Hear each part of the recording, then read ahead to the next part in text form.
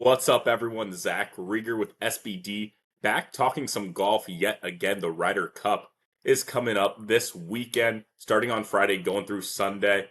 Joining me, Michael Houndog Harrison, ready to talk some golf. He's our top golf writer at SBD. And I don't know about you, there's something with the Ryder Cup. It's just fun. There's something about team golf, talking about it in terms of teams.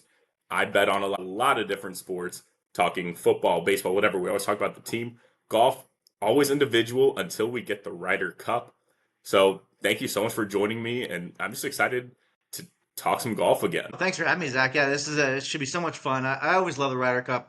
The fact that it's every 2 years, there's so much emotion that leads up to it. You know, Usually it ends up being a little bit of bad blood, like last time with I guess Hatgate with Patrick Cantlay and Rory McIlroy was all upset with him, and that was amazing. And if you will, I'd love to indulge you in a Ryder Cup hot take that I've had. That I don't understand why they don't do this with the Ryder Cup. That's the only thing the President's Cup has over them is they have the 4-day tournament, like most golf tournaments, Thursday through Sunday. Why doesn't the Ryder Cup have 4 days? That doesn't make any sense. It's an extra day of revenue. It's an extra day of excitement. Like I know I understand tradition and all this stuff, but I don't get it. Let's make the Ryder Cup 4 days. Who says no to that? Nobody. I fully agree. When I was looking at everything, surprised me with all the golf tournaments. It's always 4 days. I just kind of assumed, like looking back, even watching some stuff with previous Ryder Cups, just kind of easy to assume back in your mind. Yep, 4 day tournament weekend Thursday. Now we have to wait till Friday. And now I know there's a little weather in the area this year that could be a little interesting. I know some of the opening ceremonies, some of that scheduling got changed, but hopefully by Friday we're good to go. But I fully agree. Like, we need a 4 day tournament. It's more golf. Who doesn't want that? This weekend, not to get off of golf, but we've got Thursday night football. We've got some great college football games. We've got a full NFL slate on Sunday. We got two Monday night games. This weekend is going to be an all-timer. You throw the Ryder Cup in there, which is 3 days, it's already incredible. We can have a little Ryder Cup during the day, and then Thursday night football, and then really kick off this weekend. Maybe I'm being selfish, but it seems obvious to me. I mean, now that you spelled it out even more clearly with the Thursday night football, especially me being a diehard Seahawks fan, There against you the go. Arizona Cardinals, that would be the absolute dream day. I didn't even think of it in those terms. But yes, that'd be absolutely perfect. Man, hopefully in 2 years from now we can get something, but yeah, we will see. So going back to this tournament, when you're betting it, obviously you can bet, who wins, Team USA, Team Europe. But what are some, I guess, your betting strategies that you look at, and just kind of what are some storylines this year that you're excited to look into? Well, but just in a general sense here, no road team has won the Ryder Cup since 2012.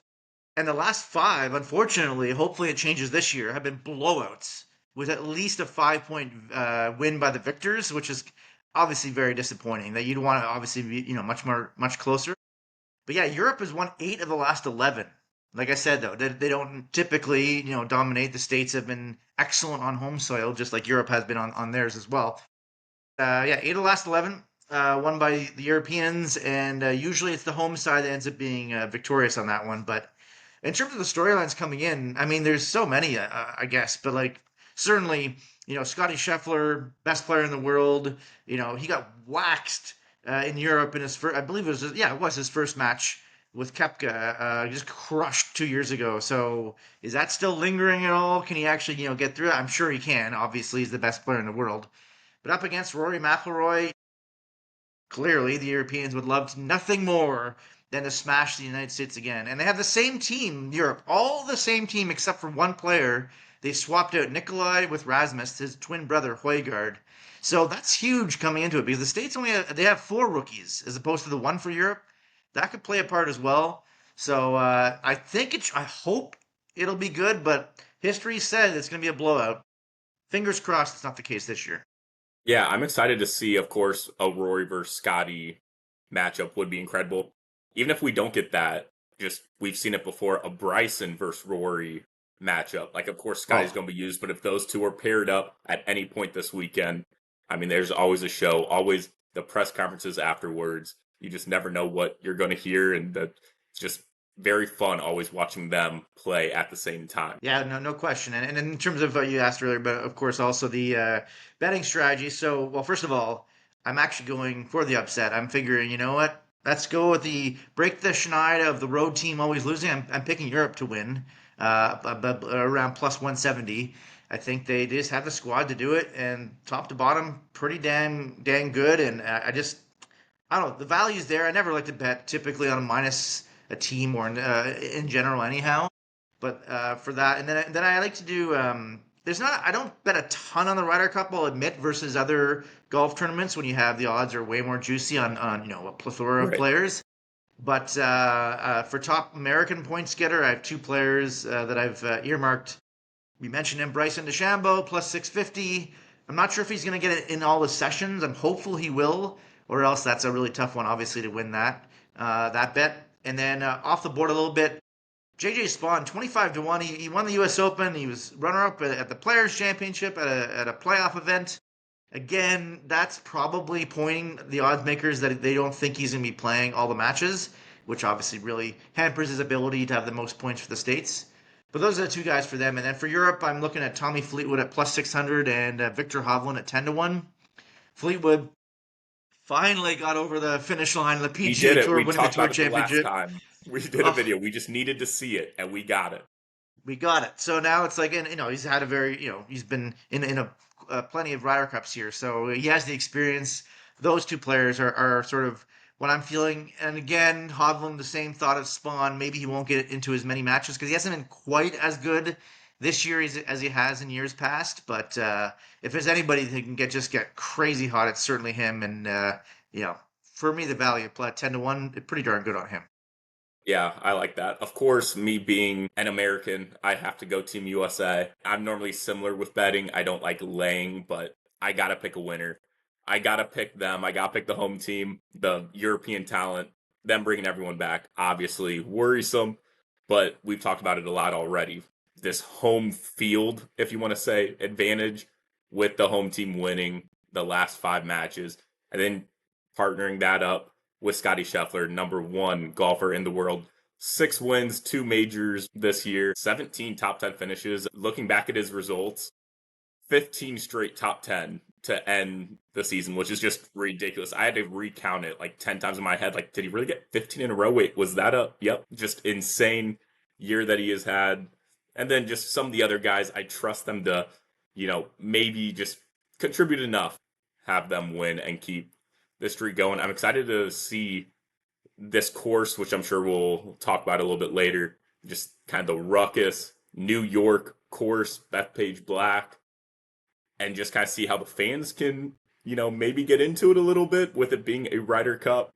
I mean, I know we've talked about too with Tyrrell Hatton, with, John Rahm, kind of some emotional golfers, if you want to put it that way. Kind of see how the fans, if that can, involve it. Maybe I'm just kind of gasping Well, no, for I mean, straws, but also could be fun and could affect their play. well, I'll give you a little history lesson. I don't know if you remember, Bethpage Black was the site in 2002. Sergio Garcia, unfortunately, not playing this week, but he was in contention to win the U.S. Open there that Tiger Woods eventually won. And he was gripping and re-gripping the club like 20, 30, 40 times in a row constantly. And the crowds got on him really hard about it and started, basically we're heckling him. Not basically, they were.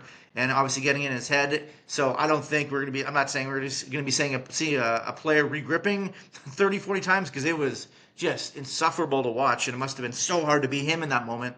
But the point being, of course, yeah, that raucous crowd, as you said, they're not afraid to boo people and get in their heads. And so I'm fully expecting to see things very much over at the line, if not some people definitely going over the line here at Bethpage Black. And yeah, I also hosted the U.S. Open 2009, won by Lucas Glover. And then another player I wish was playing, Brooks Koepka, won the PGA Championship there years ago as well. Too bad he's not playing this time because he's certainly a player that brings out a lot of emotion in people, good or bad, which I love. And that's why I love golfers. I think I might have said this to you when I talked to you last time when we were previewing the Open Championship. I love golfers that bring that bring emotions out of you, good or bad. So DeChambeau, Rom, Tyrrell Hatton, Kepka, those types of players, Bubba Watson, even Phil Mickelson. You know, there's too many. I look at too many robots in golf, unfortunately, that just they don't have an opinion about them either way. But some of these players, like Hatton and Rom, they get fired up or whatever, and I can't wait to see how that transpires this weekend. I love it too. I think golf needs more of it. And yeah, normally I bet on them. I like seeing it, the fiery passion. This weekend, I'm kind of betting against it. I'm kind of hoping, just as a fan and now kind of as a bettor. Like let's see it. Let's get in their heads, New York. Let's see what we can do. So I'm betting on USA. Couple props that I'm looking at. Top rookie. I'm going with Cam Young at plus 250, with USA being the favorite. And of course, they have 4 of the 5 options to bet on this. That's probably baked into the odds a little bit. And he's had some success on the course. Well, he's definitely, and not only has he been doing really, really well on the course, but he's been doing at the end of the regular season. He finally got over the hump, just like Fleetwood, and won his first PGA Tour event at the Wyndham Championship. It's just been countless runner-ups after runner-up after runner-up, and it was, obviously would be in someone's head. I can't get over the finish line, and it would seem like he would have some tough finishes. But yeah, Cam Young played really solidly at the end of the year. Over the hump, the victory's finally done, so he doesn't have to think about that anymore. So that definitely can, I'm sure, give him quite a bit more confidence going into this tournament. Absolutely, yeah. 4 top 10s. His worst finish was 11th at the BMW Championship towards the end of the year. Played really well down the stretch, and he's back home in his home state. And he played this course amateur at 2017, and he tied the then course record at 64. That's the stat I was trying to pull. So he's had success at this course. He's back home. He's played well down the stretch, and I like him there at a little plus money since I am laying with USA. Then we talked a little bit before we started recording. This is kind of a bet on the course. I'm going with longest putt hold over 53.5 feet. Every, This everything you hear about this course, it's the flat greens. Now, I've heard some previous golfers that, they don't like putting on the flat greens. They actually like a little, some curves in there. But then others seem that they're going to like it. And with them being flat and with this course, there's, some difficult roughs to get out of. Maybe we'll need some longer putts to hit. And with it being flat, I mean, I could look like an idiot saying that, you know, we're going to get a I like long this. putt. But to me, it's flat. Just let it ride, aim for the cup, see what happens. And plus, just what a fun bet to root for. Just for a long putt to hit. It's minus 115 for the over. So I'm just going to be sitting here waiting for a long putt to be sunk. Like I said, maybe they do all struggle with the flat greens. I don't know. But I'm excited to root for this one. I'll put a little bit of money on it just for the excitement. Well, I mean, imagine. I don't know for sure how long the putt was. I'm pretty sure it was longer than 53. But imagine you made this bet at the 1999 Ryder Cup, where the States had the epic comeback on the Sunday, where Ben Crenshaw was the captain and he predicted it, and then Justin Leonard made what ostensibly was the winning putt. There still was an extra putt by the Europeans afterwards, and they were upset they didn't that the USA celebrated so much. But I don't know if yeah, Leonard made this bomb of a putt to basically win the Ryder Cup for the States. So imagine if that happened again for you and you bet the States to win, like you said, and then the long putt as well. Both, boom, they both happen at the same time. That would be absolutely perfect for you. I love this I bet. would be so excited. That would be the best way to cap off a weekend. So, are there any other bets that you're looking at? Anything else you want to add before we wrap this up? Yeah, so you already mentioned your top rookie. I'm also going with a States player, but I had already said JJ Spawn at 25 to 1 for the top US points getter. So he's a little bit longer odds than Cam Young, but plus 550 for top rookie. For Spawn, I'm going for that one.